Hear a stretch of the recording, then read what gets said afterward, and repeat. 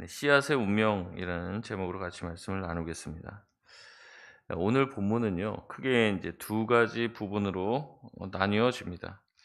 첫 번째 단락은 13장 18절에서 23절까지의 말씀으로 씨가 뿌려진 네 가지 밭에 대한 하나님의 에, 또 예수님의 해석의 말씀을 담고 있습니다. 18절 말씀은 너는 들으라라는 말씀으로 시작을 합니다. 들으라. 이 말이 무슨 말씀인지 아십니까? 구약에서는요. 들으라 이스라엘이라는 이제 단어들 그런 이제 표현들이 자주 등장하는데 이것을 쉐마라고 합니다. 들으라 쉐마. 예수님은 일부러 이 말씀을 하십니다. 제자들에게 쉐마 제자들 들으라 너희들아라고 말씀하시며 말씀을 시작하십니다. 밭에 대한 해석을 비유에 대한 해석을 해 주시죠. 첫 번째 밭에 대한 해석입니다. 19절 말씀인데 같이 한번 읽어 보겠습니다. 시작. 아무나 천국 말씀을 듣고 깨닫지 못할 때는 악한 자가 와서 그 마음에 뿌려진 것을 빼앗나니 이는 곧 길가에 뿌려진 자요. 해석을 먼저 하시고 그것이 길가에 뿌려진 자임을 말씀을 하십니다. 밭을 먼저 말하는 게 아니라 해석을 먼저 말씀하시고 그 해석의 내용이 길가에 뿌려진 자다라고 말씀을 하시죠. 이 말씀을 보면 뿌려진 것은 천국 말씀이라고 말씀하시죠. 다시 말해 그 씨가 천국 말씀이라는 얘기입니다. 악한 자가 와서 뿌려진 것을 빼앗았다는 말씀을 통해 길가에 뿌려진 그 씨를 쪼아서 먹는 새가 바로 악한 자임을 말씀해 주시죠.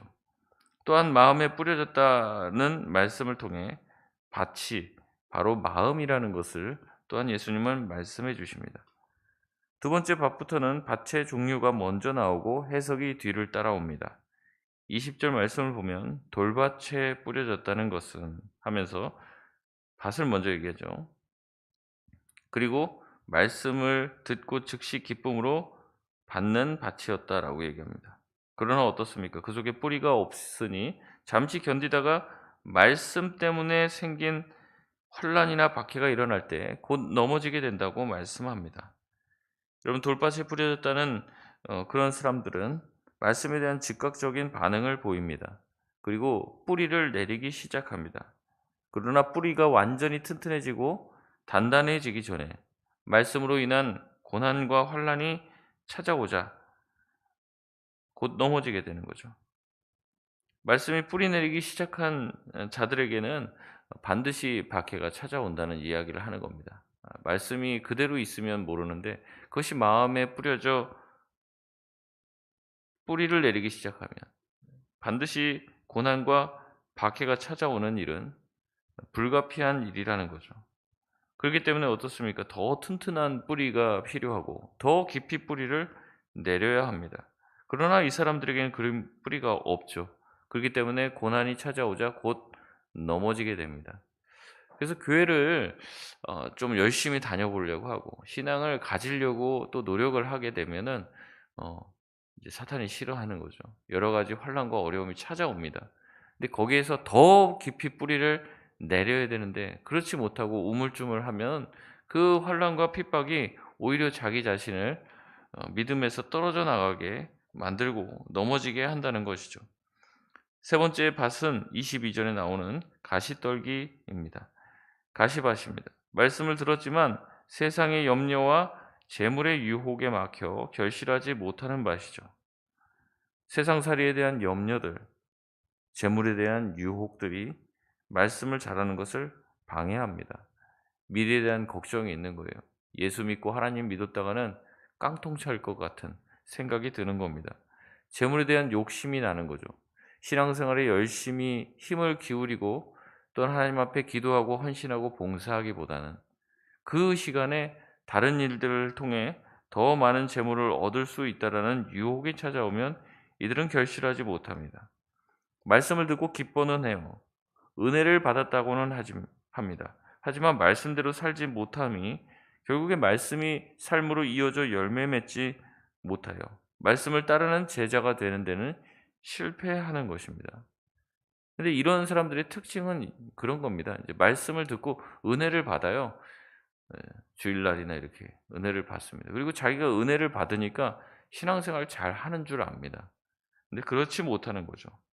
말씀이 결실하는 삶으로 이어지지 못하기 때문에 결국에는 자라지 못하는 상태에서 머무르게 되는 것입니다. 마지막입니다. 23절인데요. 같이 한번 읽겠습니다. 시작. 좋은 땅에 뿌려졌다는 것은 말씀을 듣고 깨닫는 자니 결실하여 어떤 것은 100배, 어떤 것은 60배, 어떤 것은 30배가 되느니라 하시더라. 아멘.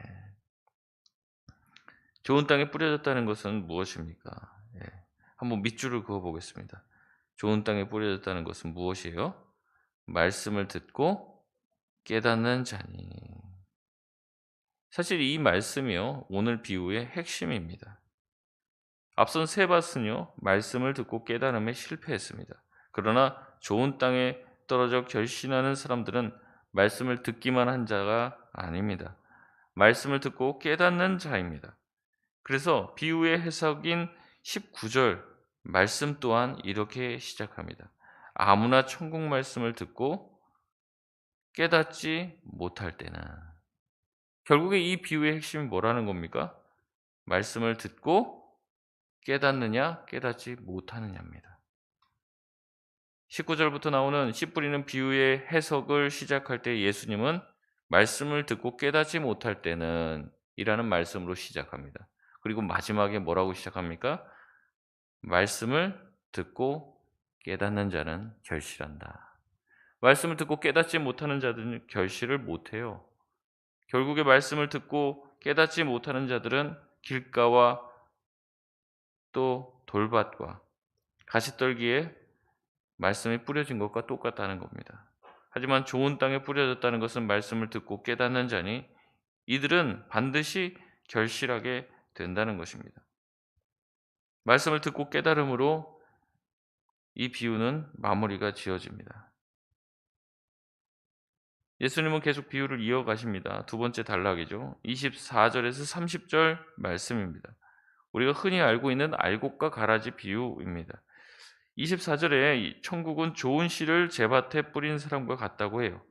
근데 25절의 말씀을 보니까 사람들이 다 잘 때 아무도 알지 못하는 그때 원수가 와서 고의로 농사를 망치게 하려고 가라지를 덧뿌리고 갔습니다. 이 화분이나 어떤 화초나 화단에 식물을 심어 보면 압니다. 이게 자기가 심지도 않은 게 자랍니다. 잡초 같은 것들이 자라죠. 그것은 원래 그 흙에 묻혀 있었던 씨일 수도 있습니다. 때로는 씨가 바람을 타고 날아와서 심겨지기도 합니다. 때로는 벌레와 또 동물의 몸에 붙어서 씨는 이동하기도 합니다. 그런 것들은요, 키우면서 솎아내면 돼요. 구별되어집니다. 그러나 원수가 일부러 농사를 망치도록 하려고 뿌려놓은 가라지는 그렇게 하기가 쉽지 않습니다. 일부러 뿌려놓은 거기 때문에요, 알곡이랑 비슷합니다. 그래서 자라날 때는 이게 알곡인지 가라지인지 쉽게 구분하기가 어렵습니다. 잡초는 애초에 날 때부터 바깥에서부터 온 것이기 때문에 별로 그것을 솎아내는 것이 어렵지 않습니다. 하지만 악한 자가, 원수가 농사를 망치게 하려고 뿌려놓은 씨는 기존의 알곡과 다름이 없어 보입니다. 그리고 너무 알곡 가까이 다 뿌려놔서 이것이 가라지인지를 알고 뽑으려고 해도 반드시 가라지만 뽑히는 것이 아니라 원래 심으려고 했던 알곡과 곡식 또한 상할 수 있게 됩니다. 결국에 할 수 있는 것이 아무것도 없는 것이죠. 그래서 주인은 하인들에게 무엇이라고 얘기합니까? 가라지를 그냥 두라고 얘기합니다. 그것은 가라지를 봐주려고 하는 게 아니죠. 곡식의 상함을 걱정하는 주인의 마음이 담겨 있기 때문에 그렇습니다. 그래서 30절 말씀을 보면 주인은 그 가라지를 추수 때까지 그냥 두라고 말씀을 하십니다. 가라지는 알곡과 함께 자라며 아무 심판도 받지 않기에 다행이라고 생각할지 모릅니다. 하지만 주인은 이미 마음에 굳게 먹고 있습니다. 가라지를 반드시 불에 던지겠다고 결심하고 있다는 거죠. 가라지의 숙명은 추수 때까지입니다. 추수 때까지 봐주지만 추수 때가 되면 가라지의 운명은 불에 타게 됩니다. 알곡은 모아 곡간에 보관되게 되는 것이죠. 예수님이 초림하셨습니다. 메시아로 이 땅에 임하셨습니다. 그러나 예수님은 바로 가라지를 뽑거나 심판하지 않는다는 얘기죠. 그것은 가라지가 잘해서 그런 것이 아닙니다. 그렇게 하다가 알곡 또한 다칠 수 있기 때문에 그렇습니다. 예수님이 초림하셨지만 가라지도 심판하지 않고 알곡도 곳간에 들이지는 않습니다. 하지만 예수님의 눈에는 누가 가라지이고 누가 알곡인지가 보이는 것이죠. 이 말씀은 재림의 추수의 날이 올 때까지 가라지와 알곡들이 공존한다는 이야기를 하는 겁니다. 가라지는 계속해서 알곡이 자라는 것을 방해합니다. 알곡이 풍성한 열매를 맺지 못하도록 방해하죠.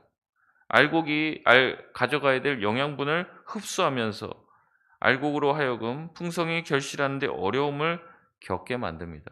하지만 그것도 추수 때까지죠. 추수의 날이 오면 그들은 반드시 추수당하게 될 것이고, 하나는 불못에 들어가고 하나는 알곡으로 선택되어 곳간에 들여지게 된다고 예수님은 말씀을 하십니다. 여기에 대한 구체적인 해석은 이제 내일 본문에 또 나오니까 내일도 꼭 오시길 바랍니다. 그래서 우리가 이 비유를 해석할 때 항상 이렇습니다. 예수님이 먼저 말씀을 하세요. 비유로. 그다음에 제자들을 따로 모읍니다. 그리고 비유의 내용을 직접 예수님이 풀어 주십니다.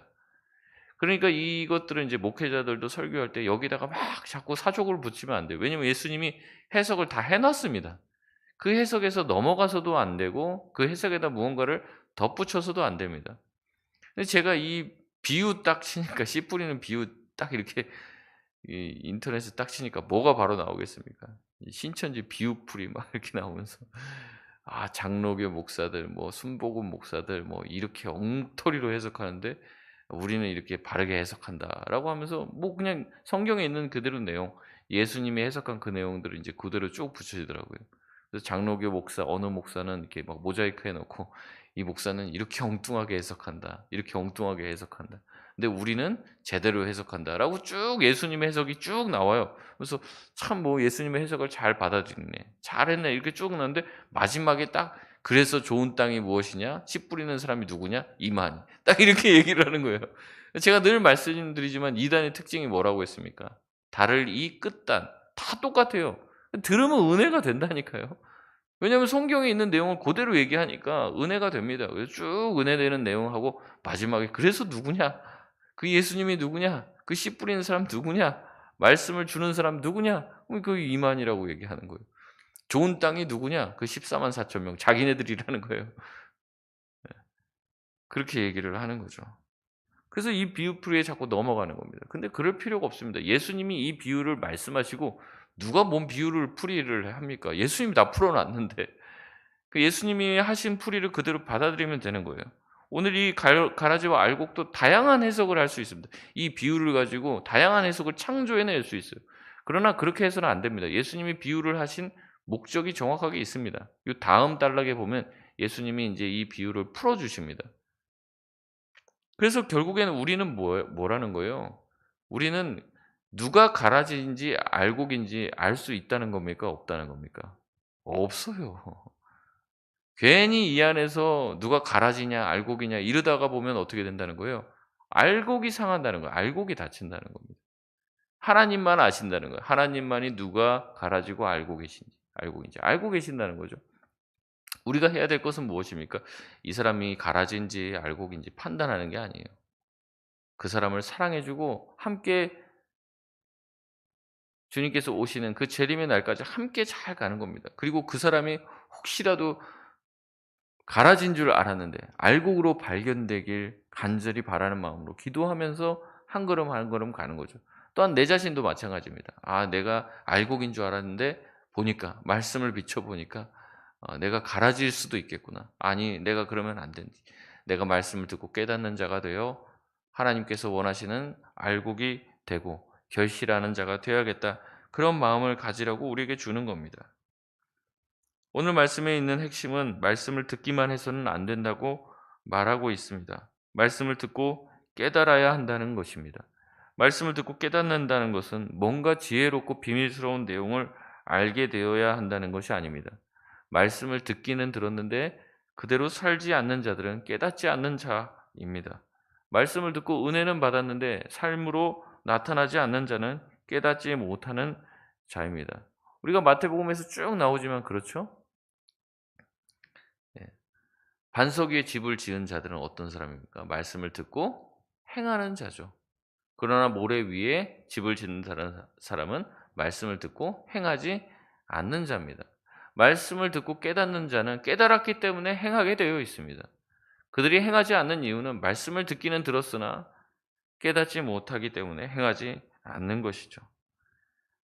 예수님 그렇게 말씀을 하는 겁니다. 우리 보고 좋은 밭이 되려고 노력해라 이 말씀 드리는 게 아닙니다. 너희가 만약에 말씀을 듣고 행하는 자이라면 너희는 이미 좋은 밭이다. 그런데 너희가 말씀을 듣고 행하지 않는다? 너희가 말씀을 들었는데 세상 욕심에 막히고 세상 염려에 막히고 유혹에 막혀서 신앙의 성장이 없는 거예요. 신앙에. 뭔가 탁 막혀 있는 거죠.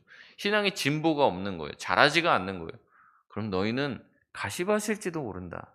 너희 마음밭을 잘 점검해 보라는 거죠. 열심히 신앙생활을 하는 것 같은데 그때는 좋은데 뭔가 어려움이 생기면 또 교회 안 나오고 뭐 인제 잠수 탄다고 그러죠. 연락도 안 받고 그런 거예요. 그러면 그 사람 마음이 혹시 돌짝밭일 수도 있다는 겁니다.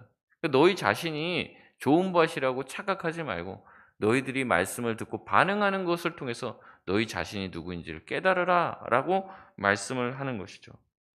여러분 내가 좋은 밭이라면요. 노력하지 않아도 자연스럽게 결실합니다. 내가 좋은 밭이라. 열매 맺으려고 노력할 필요는 없는 거예요. 내가 좋은 밭이 되면 내가 좋은 밭이라면 씨앗이 떨어지면 최소 30배를 결실하게 되는 겁니다. 문제는 뭐냐면 내가 좋은 밭이 아니니까 아무리 말씀을 뿌려 줘도 이 뭐 가시에 막히고 돌짝밭이니까 인제 뿌리를 내리지 못하고 이러는 거죠. 좋은 밭이기만 하면 되는 겁니다. 좋은 밭이라면 말씀을 듣고 깨닫고 그대로 행하는 것은 어려운 일이 아니라는 거죠. 우리의 마음이 여전히 길가이고 돌짝밭이고 가시밭인데 결실을 하려고 노력하니 힘이 드는 것입니다.